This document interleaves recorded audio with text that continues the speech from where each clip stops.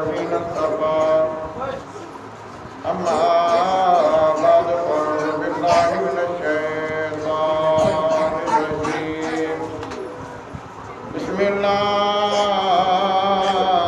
الرحمن الرحيم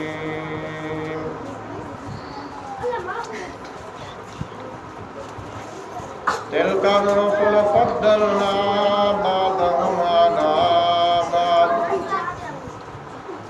منهم من كلم الله ورفع بعضهم درجات صدق الله مولانا العظيم وصدق رسوله النبي الأمين الكريم ونحن على ذلك من الشاهدين والشاكرين والحمد لله رب العالمين إن الله وملائكته يصلون على النبي يا أيها الذين آمنوا صلوا عليه وسلموا تسليما الصلاة والسلام عليك يا سيدي يا رسول الله وعلى آلك وصحبك يا سيدي يا حبيب الله الصلاة والسلام عليك يا سيدي يا رحمة للعالمين وعلى آلك وصحبك يا سيدي يا محمد رسول الله اللہ تبارک و تعالیٰ کی حمد و ثنا نبی پاک صاحب الولاد سید کائنات فخر موجودات آپ کی ذات پر درود شریف اور اس کے بعد گزارش ہے کلام مجید فرقان حمید اس میں سے ایک آیت کا کچھ حصہ تلاوت کیا ہے دعا ہے کہ اللہ تبارک و تعالیٰ صحیح ترجمہ کرنے کی توفیق نصیب فرمائے فرمایا تلک الرسل فضلنا بعضهم علی بعض یہ اللہ کے رسول ہیں جنہیں اللہ تبارک و تعالیٰ نے ایک دوسرے پر فضیلت عطا فرمائی ہے یہاں ایک چیز قابل غور ہے کہ اگر ہم کہیں کہ سب نبیوں کے درجات برابر ہیں تو یہ نہیں ہے کیونکہ اللہ تعالیٰ نے اس آیت میں اس چیز کو واضح فرما دیا ہے تلک الرسل فضلنا بعضهم علی بعض کہ یہ اللہ کے رسول ہیں جن کو اللہ تعالیٰ نے ایک دوسرے پر فضیلت عطا فرمائی ہے اس چیز کا آپ اس واقعے سے مطلب اخذ کر سکتے ہیں کہ ایک دن حضرت موسیٰ علیہ السلام آپ واضح و نصیحت فرما رہے ہیں دوران واضح و نصیحت حضرت موسیٰ علیہ السلام نے یہ کہا کہ اس وقت دنیا میں جتنا علم میرے پاس ہے کسی کے پاس نہیں ہے اب یہ بات اللہ تبارک و تعالیٰ کو پسند نہیں آئی فرمایا اے حضرت موسیٰ علیہ السلام ایسا نہ کہو میں نے یہاں جتنے بھی رسول پیدا کیے ہیں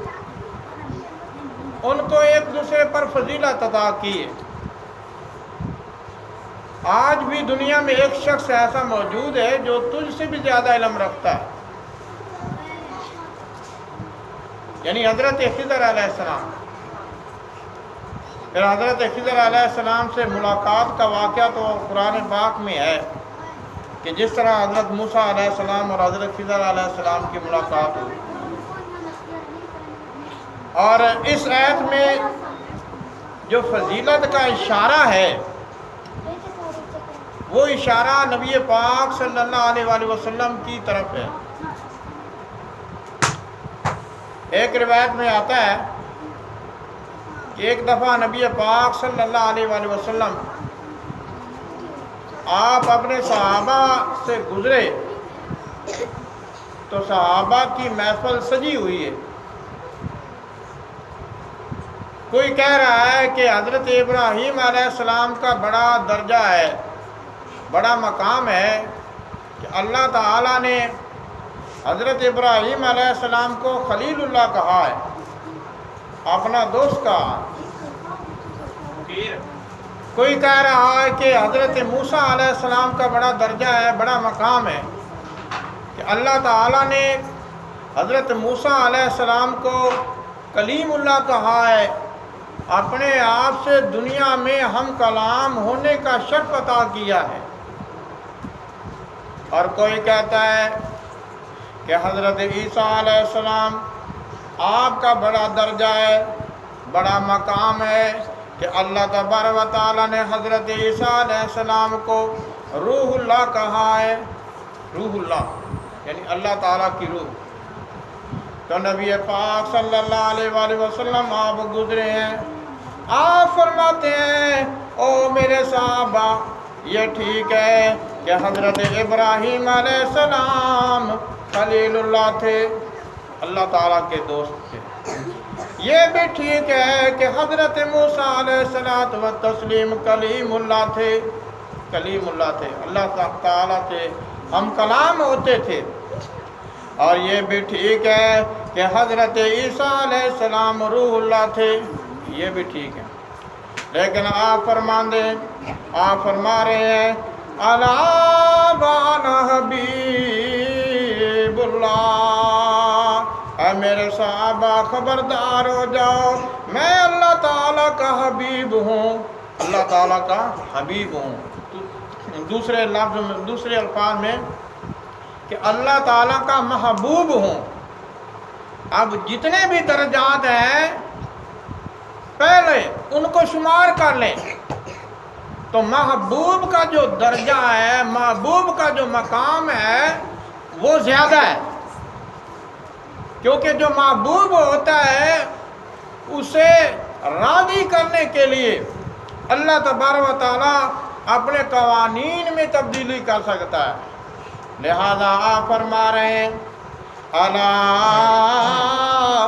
وانا حبیب اللہ، اے میرے صحابہ خبردار ہو جاؤ، میں اللہ تعالیٰ کا حبیب ہوں، میں اللہ تعالیٰ کا حبیب ہوں۔ لا فخر، اور اس میں فخر نہیں کرتا کہ اللہ تعالیٰ نے مجھے یہ مرتبہ، یہ مقام عطا فرمایا۔ پھر آپ فرماتے ہیں اور میں پہلا وہ شخص ہوں گا جسے اللہ تبارک و تعالیٰ شفاعت کرنے کی اجازت عطا فرمائے گا۔ پہلا وہ شخص ہوں گا جسے اللہ تبارک و تعالیٰ کسی گنہگار کی شفاعت کرنے کا حق عطا کرے گا، اجازت عطا کرے گا۔ پھر فرمایا اور پہلا وہ شخص ہوں گا جس کی شفاعت اللہ تبارک و تعالیٰ قبول بھی فرمائے گا۔ پہلا شخص ہوگا جس کی شفاعت قبول بھی ہوگی۔ پہلا تو وہ کہ میں وہ پہلا شخص ہوں گا جسے شفاعت کرنے کا حق عطا ہوگا۔ ایک روایت میں آتا ہے بروز قیامت اللہ تعالیٰ کے نبی بھی نفسا نفسی کے عالم میں ہوں گے، اور ایک جماعت ایسی جماعت ہوگی جو اللہ تعالیٰ کی طرف شفیع ڈھونڈتی پھرتی ہوگی۔ وہ حضرت آدم علیہ السلام کے پاس آئیں گے اور کہیں گے اے حضرت آدم علیہ السلام، تم اللہ تعالیٰ کے خلیفہ تھے اور وہ شخص تھے جسے اللہ تعالیٰ نے اپنے فرشتوں سے سجدہ کروایا تھا، تم وہ شخص تھے، اور زمین میں اللہ تعالیٰ کے نائب تھے، خلیفہ تھے، آج ہماری شفاعت کر دو۔ تو حضرت آدم علیہ السلام فرمائیں گے میں تو اللہ تعالیٰ کے حضور خود بھی ڈرتا ہوں کہ میرا کیا حال ہوگا۔ اس دانہ کھانے کی وجہ سے، اس گندم کا دانہ کھانے کی وجہ سے حضرت آدم علیہ السلام وہ شرمندگی، حالانکہ آپ کو گناہ بخش بھی دیا گیا لیکن وہ شرمندگی اس وقت بھی محسوس کریں گے۔ پھر اسی طرح جماعت حضرت نوح علیہ السلام کے پاس آئے گی اور کہے گی کہ اے اللہ تعالیٰ کے نبی، تم اللہ تعالیٰ کے پہلے رسول تھے جسے رسالت عطا فرمائی گئی۔ نبی اور رسول میں فرق ہوتا ہے، رسول وہ ہوتا ہے جس کی اپنی شریعت ہے، اس سے پہلے خاص شریعت کی شکل نہیں تھی، لیکن حضرت نوح علیہ السلام کو باقاعدہ شریعت عطا کی گئی۔ تو حضرت نوح علیہ السلام ان کے پاس وہ جماعت آئے گی، تو حضرت نوح علیہ السلام کہیں گے میں تو خود اللہ تعالیٰ کے حضور پشیمان ہوں۔ وہ اپنے کافر بیٹے کے لیے دعا جو کر بیٹھے تھے وہ پشیمانگی۔ القصہ وہ جماعت پھرتی پھراتی حضرت عیسیٰ علیہ السلام تک آئے گی، سارے نبیوں سے ہوتی ہوئی وہ جماعت حضرت عیسیٰ علیہ السلام تک آئے گی۔ تو وہ بھی معذرت کریں گے اور کہیں گے کہ جاؤ نبی پاک صلی اللہ علیہ وآلہ وسلم کے پاس چلے جاؤ، وہی تمہاری شفاعت کر سکتے ہیں، وہی تمہاری شفاعت کر سکتے ہیں۔ اور جب نبی پاک صلی اللہ علیہ وآلہ وسلم کے پاس وہ جماعت آئے گی تو آپ صلی اللہ علیہ وآلہ وسلم فرمائیں گے کہ ہاں مجھے ہی شفیع بنایا گیا ہے۔